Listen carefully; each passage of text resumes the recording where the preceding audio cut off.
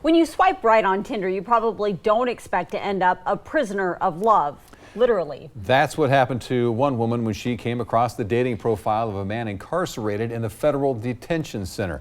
KEZI 9 News reporter Jaewon Jung is live in the studio with us to tell us about this online dating horror story. Jaewon. A horror story indeed, Matt and Renee. Many people choose to use online dating in hopes of finding a special someone. But as I found out through one woman's experience, these apps may just be additional avenues for predators to seek more victims.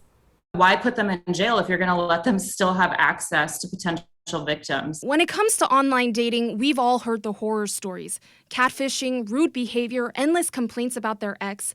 But for one woman, the problem was worse than that. Her potential love connection wasn't free to date, literally.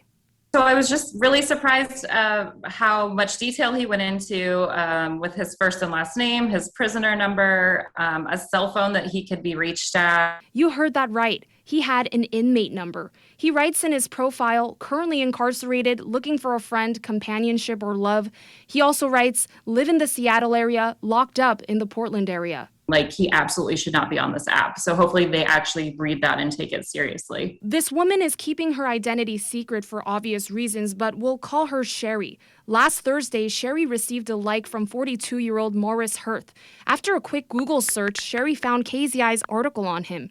It shows he was arrested by Roseburg police last February when he was seen in a car with 3 teenage girls. Those girls then reportedly told police that Hirth had given them drugs and alcohol and even took inappropriate pictures of them. I've heard how big of a problem sex trafficking is, especially in our area. In fact, the Oregon Department of Justice reported 746 cases of human trafficking from October 2018 to October 2019. So what does Tinder have to say about all of this? When I reached out to them, they say his profile has been removed and that they take members' safety seriously. They say they carefully review reports of any bad behavior and take necessary action to remove inappropriate profiles on their platform. I created my own Tinder profile to see if there was any kind of vetting process, but other than providing me a basic rules page to be myself, stay safe, play it cool, and be proactive, there wasn't really a screening procedure. In fact, my profile was made live almost instantly. Sherry says this isn't the first time she's ran into a profile of an incarcerated person. So I wanted to find out if these encounters happen more frequently than we think.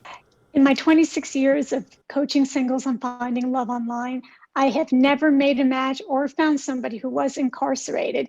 Julie Spira is the founder of Cyber Dating Expert. She says recent technology has made it easier to conduct background checks. As far as the dating sites and the dating apps, they started doing their own background checks, and they started, removing profiles that were suspicious, and they make it very easy for you to report a profile of someone who was harassing you. As of now, Sherry says she's speaking out in hopes instances like this don't happen to anyone else. And so I want to hear from the prison, and I want that to be resolved with them. And I want people to understand, or prisons, I guess, to understand that they need to be watching for this. And Tinder needs to be aware of it too, and maybe really rethink who they let join their app.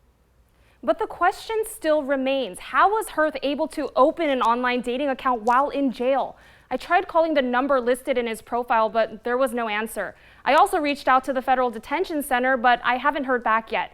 Reporting live in the studio, Jaewon Jung, KEZI 9 News.